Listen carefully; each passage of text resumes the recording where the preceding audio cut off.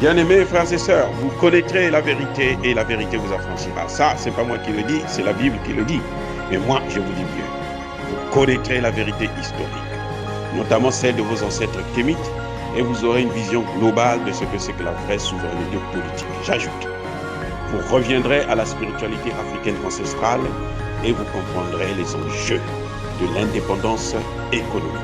Et pour terminer, vous accepterez votre identité culturelle kémite et vous obtiendrez deux choses. La première, c'est la paix. La seconde, c'est le développement, à une condition.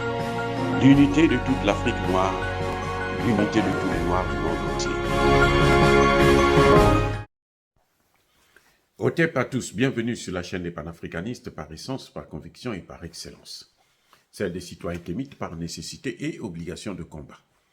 Nous sommes une chaîne qui n'est guidée que par nos ancêtres et rien que par les ancêtres qui appartiennent à l'égrégore du monde noir. Par conséquent, nous ne croyons en aucun Dieu venu de l'étranger. Toutefois, cette vidéo n'est aucunement destinée à inciter à la haine ou à la violence, car nous menons un combat qui est d'abord et avant tout spirituel, intellectuel et démocratique. Ensuite, il est politique, géopolitique et géostratégique, contre l'impérialisme, le colonialisme, le néocolonialisme et l'endocolonat, qui sont tous qualifiés de crimes contre l'humanité. Nous menons ce combat sur la base du principe fondamental que nous avons hérité de nos ancêtres kémites, qui est celui de la Mahat, c'est-à-dire solidarité, vérité et justice. Vous êtes donc en droit de connaître la vérité et nous avons l'obligation de vous dire la vérité, rien que la vérité, afin que justice soit rendue au continent africain. Et ça, c'est notre modeste contribution. Dans cette noble lutte en faveur de la souveraineté, la dignité, la solidarité et l'unité africaine. C'est exactement ça que nous appelons le panafricanisme.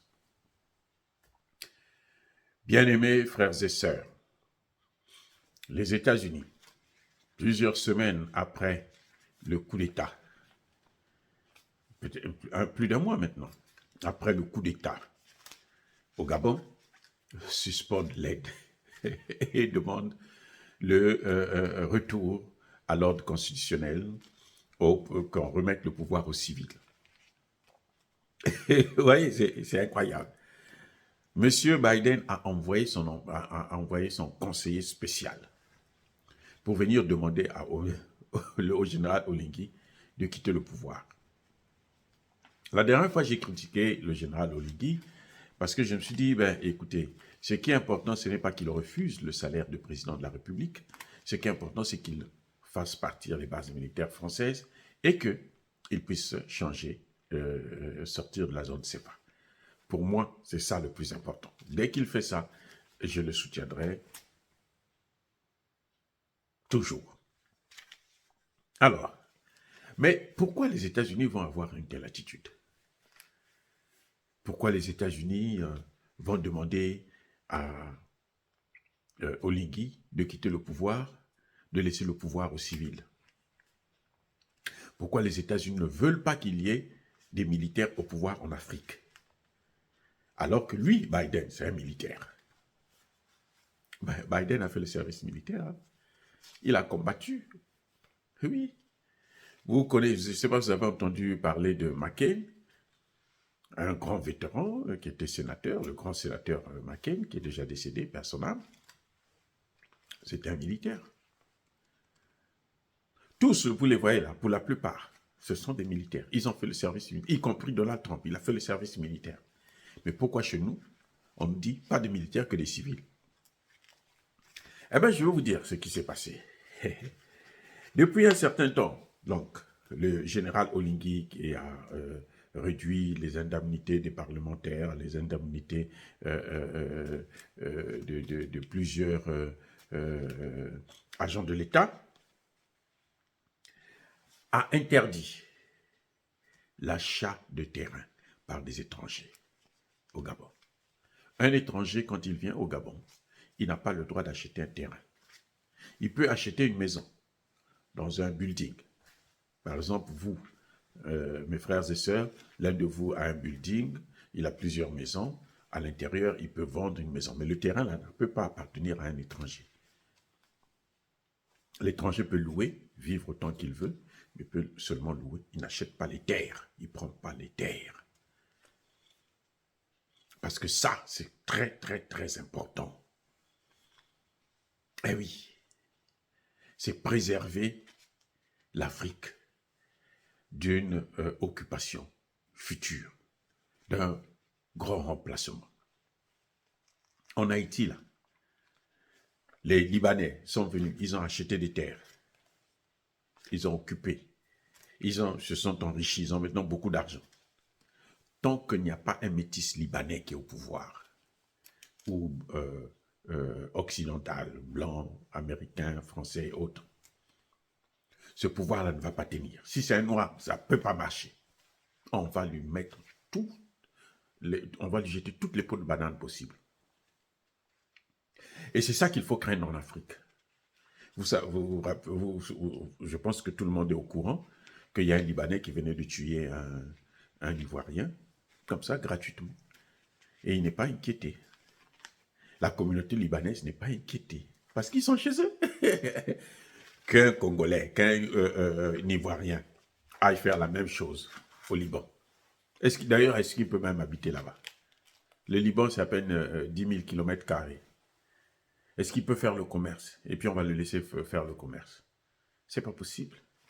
Bref, il n'y a pas que ça. Le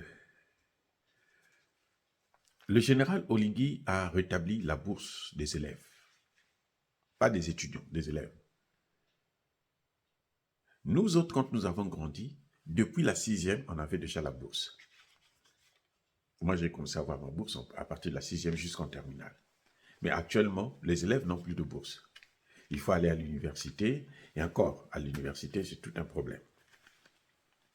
Le général Oligui, depuis qu'il est au pouvoir, il n'est pas allé voir leurs parents du FMI.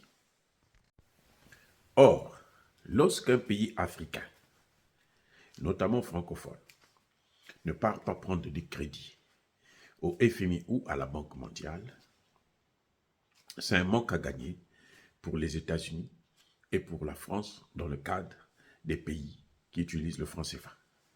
Je répète, lorsqu'un pays africain ne va pas s'endetter au FMI ou à la Banque mondiale, c'est un manque à gagner pour les États-Unis et pour la France en ce qui concerne les pays de la zone CFA. Je répète une dernière fois, chaque fois qu'un pays africain ne va pas emprunter de l'argent au FMI ou à la Banque mondiale, ça veut dire qu'il ne soutient pas le dollar. Ça veut dire qu'il n'aide pas la France à nous piller nos devises. Parce que quand on s'endette, eux, ils ont une partie pour eux dans cette dette. Oui, c'est le business entre États. Il n'y a pas d'amitié, il n'y a que des intérêts. Je vais vous apprendre une chose. Ça, le fait de refuser d'aller s'endetter, c'est ce qui a causé la mort de Kabila, le père. Laurent Désiré Kabila a passé 3 ans au pouvoir. Il n'a jamais endetté le Congo. Il n'est pas allé emprunter de l'argent au FMI ou à la Banque mondiale, comme venait de le faire aussi Tshisekedi, qui est allé prendre des milliards. Juste, non pas pour acheter des armes, non pas pour équiper l'armée, mais juste pour payer des gros salaires aux parlementaires, aux hommes politiques, aux militaires, afin qu'ils puissent continuer à le soutenir. Donc, il a acheté les consciences des Congolais. Donc, le général Oligui, le fait qu'il soit là, il n'est pas encore parti s'agenouiller devant le FMI et il n'a pas l'intention d'aller s'agenouiller auprès du FMI, alors il commet le crime de lèse-majesté. Voilà les problèmes que le général Oligui a en ce net moment. Le général Oligui a aussi ramené l'éducation civique et morale à l'école. tout ce qui concerne l'éducation civique et morale. Ça concerne notre culture, nos traditions, notre histoire. Ça, c'est ce que les Occidentaux veulent noyer. Ils ne veulent pas et ils n'ont jamais voulu que nous puissions connaître ce que nos ancêtres ont fait, ce que nous sommes exactement. Et un peuple qui n'a pas de mémoire est un peuple perdu. Ils ne veulent pas que nous puissions connaître notre culture, qu'on nous apprenne ça, qu'on nous apprend ça à l'école. Parce que si on apprend ça à l'école, il y a des civilisations, le modèle de civilisation que eux ils veulent nous envoyer en Afrique ne sera pas accepté, puisque ce n'est pas notre culture.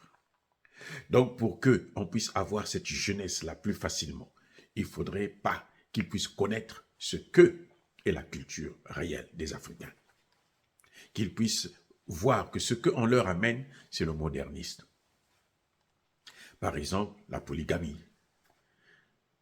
Chez nous, les grands chefs, là, il y en a qui ont plusieurs femmes.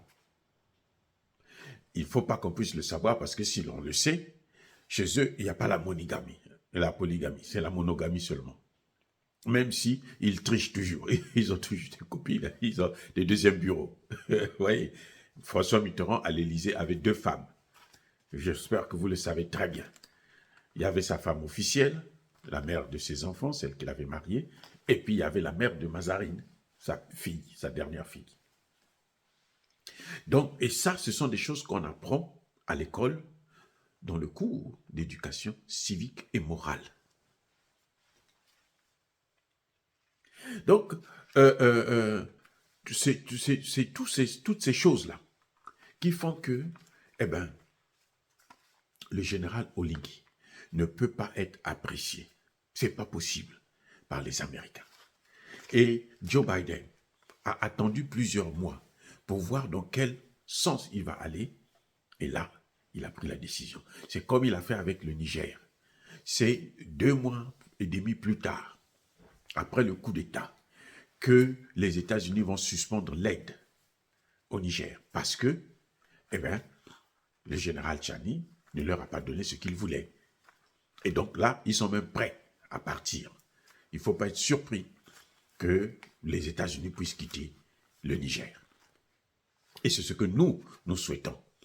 C'est ce que nous voulons. Que les États-Unis ne puissent plus nous accorder leur aide. Nous voulons vivre de nos propres moyens. Mais qu'ils nous laissent seulement mener nos politiques à nous, signer des accords de partenariat avec ceux que nous voulons avoir comme partenaires. Voilà tout ce que nous demandons. Nous n'avons pas besoin de leur aide. L'aide n'est jamais politiquement neutre. Et l'aide, c'est, comment dirais-je, c'est en fait une dette. C'est ce qui a réduit tous les pays africains dans les conditions dans lesquelles nous sommes. Vous voyez, il n'y a aucun pays, tous les pays, après les années 60, les pays africains commençaient à bouger un peu. Mais tout s'est arrêté depuis les années 80, quand on a commencé à aller s'endetter en masse. Et on est tous endettés, tous les pays africains sont endettés. Dire cela, c'est inciter à la haine ou à la violence. Non, vous devez savoir que nous n'avons pas besoin de l'aide américaine là pour se développer. Et pour ça, le général Oligui a raison. Le général Oligui n'a pas besoin de l'aide de qui que ce soit. Par conséquent, bien-aimés frères et sœurs, il faut soutenir ces initiatives. C'est vrai, moi je veux qu'il sorte de la zone CFA.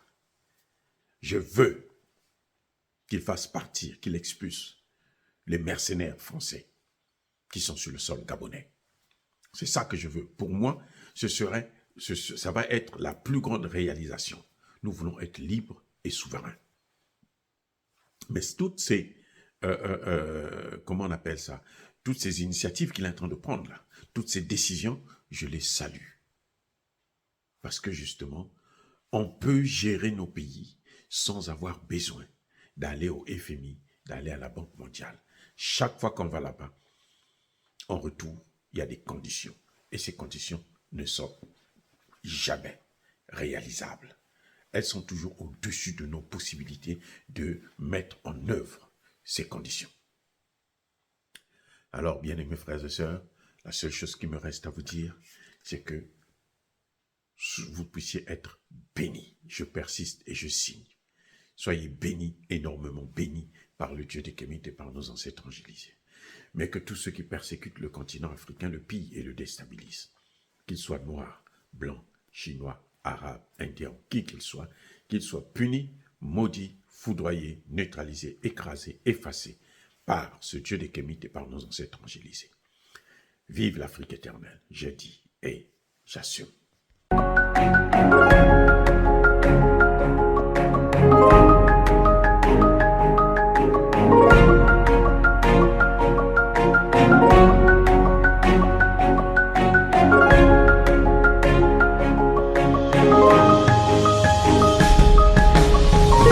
Eux, ils marchent par la foi et non par la vue. Mais moi, je vous conseille vivement de marcher par la connaissance scientifique et historique, notamment celle de nos ancêtres kémites, par les 5 sens et par l'intelligence. Abou Abia.